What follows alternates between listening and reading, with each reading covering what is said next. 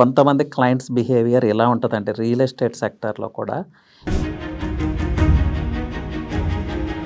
ఒక real estate ఇన్‌ఫ్లుయెన్సర్‌ని ఎలా use ఇలా సిల్లీగా మీరెక్కడో ఎవరికో దొరికిపోతారు. ఎందుకంటే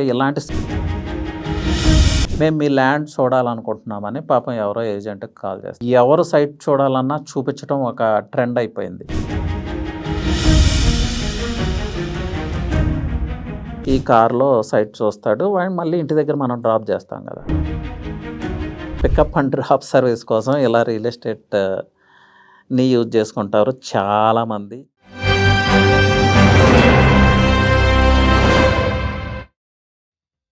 నమస్తే. This is Ravi Prakash, your real estate expert. అండి, రియల్ ఎస్టేట్‌లో ఎప్పుడు సీరియస్ టాపిక్సేనా, కొంచెం సిల్లీగా ఉండే, ఫన్నీగా ఉండే ఎక్స్‌పీరియన్సెస్ కొన్ని చెప్తాను. ట్రై టు ఎంజాయ్ అండి. ఇది ఎవరిని క్రిటిసైజ్ చేయటం కాదు. సో, దానికి ముందు ఒక ఎగ్జాంపుల్ చెప్తానండి.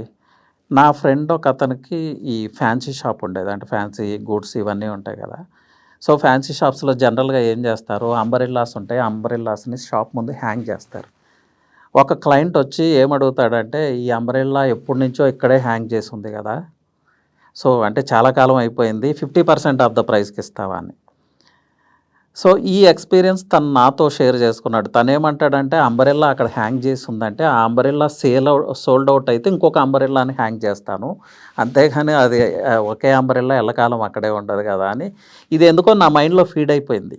సో, కొంతమంది క్లయింట్స్ బిహేవియర్ ఎలా ఉంటదంటే రియల్ ఎస్టేట్ సెక్టార్‌లో కూడా ఇలాగే ఉంది. కొన్ని స్టన్నింగ్ క్వెషన్స్ చెప్పనా? ఈ మధ్య కొంతమంది క్లయింట్స్ నన్ను అడిగిన questions. So, it's nothing about criticism అండి. ప్రాపర్‌గా అర్థం చేసుకోవాలనే చెప్తున్నాను. ఒక రియల్ ఎస్టేట్ ఇన్‌ఫ్లుయెన్సర్‌ని ఎలా యూజ్ చేసుకుంటారనేది మీ చేతుల్లో ఉంటది. ప్రాపర్‌గా ఇన్వెస్ట్ చేసుకుంటే మీకు హై ఆర్‌ఓఐ వస్తది. ఇలా సిల్లీగా యూజ్ చేసుకుంటే మీరెక్కడో ఎవరికో దొరికిపోతారు. ఎందుకంటే ఇలాంటి సిల్లీ క్వెషన్స్ అడిగినప్పుడు మిమ్మల్ని ట్రాప్ చేయొచ్చు అనే విషయం రియల్ ఎస్టేట్ మార్కెటింగ్ పర్సన్‌కి, ఇన్‌ఫ్లుయెన్సర్‌కి అర్థమవుతది. ఉన్నాయి లేనివి చెప్పి మిమ్మల్ని ఎక్కడో ట్రాప్ చేస్తారు.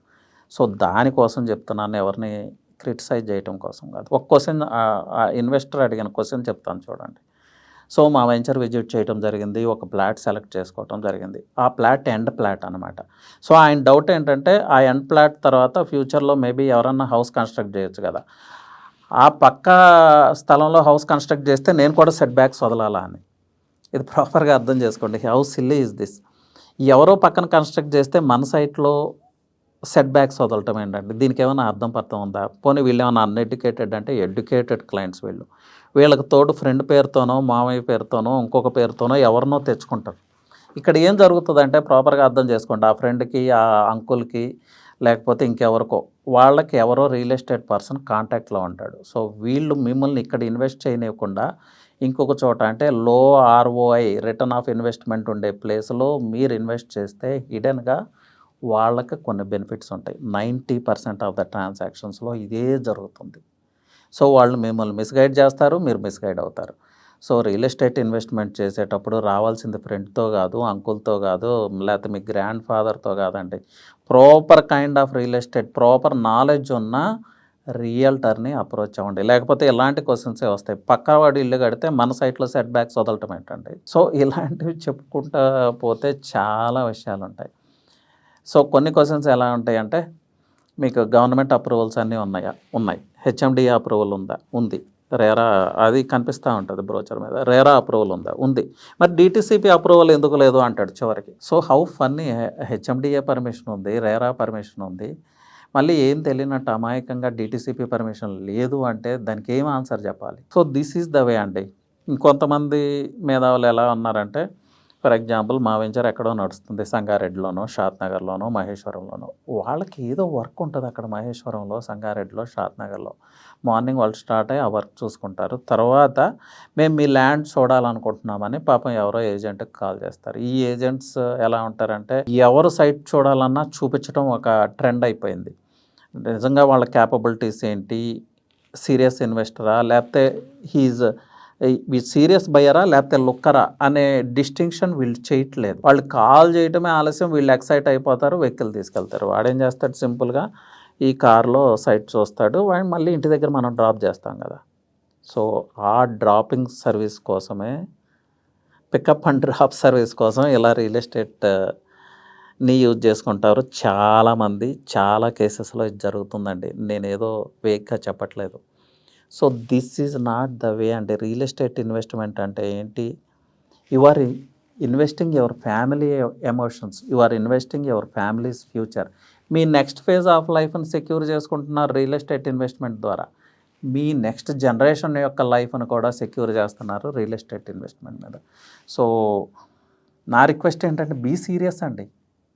ఏదో రియల్టర్‌ని సగ్ చేద్దాము, మిస్‌గైడ్ చేద్దాము అని ఇలా ఫన్నీగా యూజ్ చేసుకోవటం స్టార్ట్ చేస్తే, కొంతమంది రియల్టర్స్ దీన్ని క్యాచ్ చేస్తారు. సో, ఓవర్ స్మార్టో లేకపోతే వాల్యూస్ లేని రియల్టర్స్. సో, ఏదో రకంగా ఒక సేల్ చేయాలి. క్లయింట్ బెనిఫిట్ అవుతాడా? లేదా నెక్స్ట్ దానికి రిటర్న్ ఆఫ్ ఇన్వెస్ట్‌మెంట్ ఉంటదా? లేదా? అనేది వాళ్ళకి అనవసరం. సేల్ అయిందా? నాకు రావాల్సిన అమౌంటో 1,00,000 2,00,000 50,000 వచ్చిందా? లేదా? అదే కన్సర్న్. వన్స్ ఆ సేల్ అయిపోయిన తర్వాత వాళ్ళెవరో మీరెవరో. ఇలాంటి వాళ్ళు మిమ్మల్ని 100% ట్రాక్ చేస్తారు. ఎందుకంటే మీ ఇగ్నోరెన్స్ మీరు అడిగే క్వెషన్స్‌లో వాళ్ళకి అర్థమైపోతది. మీ బిహేవియర్ త్రూ వాళ్ళకి అర్థమైపోతది. సో, మీరు ఏదో అబ్‌నార్మల్‌గా కోరుకుంటున్నారు. ఈరోజు 10,00,000 పెడితే రేపుకి 20,00,000 వచ్చేయాలి. ఇలాంటి కోరికలు ఉన్నాయి మీకు. సో, వాళ్ళు మిమ్మల్ని ట్రాప్ చేస్తారు. రాంగ్ కైండ్ ఆఫ్ ఇన్వెస్ట్‌మెంట్ చేపిస్తారు. ఆ తర్వాత రియల్ ఎస్టేట్ ఇండస్ట్రీని, రియల్టర్స్‌ని తిట్టుకుని ఎలాంటి ఉపయోగం ఉండదు. సో, బీ సీరియస్ అండి. ఇన్వెస్ట్ చేసే ముందే కొంచెం సీరియస్‌గా proper kind of approach, proper kind of రియల్టర్‌ని అప్రోచ్ అవ్వండి. That is what I want to say. మీ రియల్ ఎస్టేట్ ఇన్వెస్ట్‌మెంట్ ఎప్పుడు సెక్యూర్ అవుతదంటే, మీరెప్పుడైతే ప్రాపర్ కైండ్ ఆఫ్ రియల్టర్‌ని ఐడెంటిఫై చేస్తారో, ఆ రోజు మీ రియల్ ఎస్టేట్ ఇన్వెస్ట్‌మెంట్ సెక్యూర్ అవుతది. మీరు ల్యాండ్‌ని ఐడెంటిఫై చేయటం, ఫ్లాట్‌ని ఐడెంటిఫై చేయటం, తర్వాత ఫస్ట్ రైట్ కైండ్ ఆఫ్ రియల్టర్‌ని ఐడెంటిఫై చేయండి. ఇంకొకటి చాలా క్లియర్ అండి. అన్ని సెక్టర్స్‌లో రాంగ్ ప్రాక్టీసెస్ ఉన్నాయి. రియల్ ఎస్టేట్‌లో కూడా రాంగ్ ప్రాక్టీసెస్ ఉన్నాయి. రాంగ్ ప్రాక్టీసెస్ ఒక రియల్ ఎస్టేట్ సెక్టర్‌లోనే లేవు. ఈరోజు ఏ సెక్టర్ తీసుకున్నా అలాగే ఉంది. రియల్ ఎస్టేట్ కన్నా భయంకరమైన రాంగ్ ప్రాక్టీసెస్ చాలా సెక్టార్స్‌లో ఉన్నాయి. సో, ఇక్కడ చేయాల్సింది ఏంటంటే హెల్త్ కేర్ ఇండస్ట్రీకెళ్తే మనం ఒక ప్రాపర్ రైట్ కైండ్ ఆఫ్ డాక్టర్‌ని, పేషెంట్ పట్ల కన్సర్న్ ఉన్న డాక్టర్‌ని ఐడెంటిఫై చేయడానికి ప్రయత్నం చేస్తాం.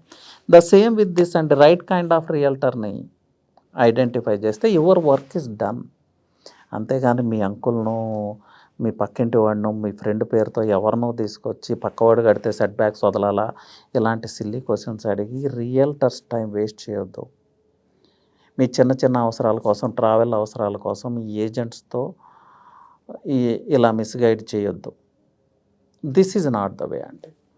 So, my humble request is నిజంగా ఇన్వెస్ట్‌మెంట్ చేయాలి. రైట్ కైండ్ ఆఫ్ ఇన్వెస్ట్‌మెంట్ చేయాలి. హై రిటర్న్ ఆఫ్ ఇన్వెస్ట్‌మెంట్ ఉండాలి.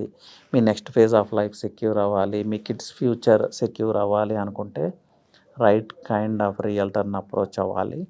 వాళ్ళకి ఇచ్చే వాల్యూ వాళ్ళకివ్వాలి. వాళ్ళ టైం పట్ల మీకు కూడా కన్సర్న్ ఉండాలి. అప్పుడు వాళ్ళు మీకు మంచి సర్వీసెస్ రెండర్ చేయగలుగుతారు. హై ఆర్ఓఐ ఉన్న ల్యాండ్‌ని ఐడెంటిఫై చేసి మీ చేత కొనిపించగలుగుతారు. సో, ప్లీజ్ డూ దిస్ అండి. Anyway thank you and happy investing.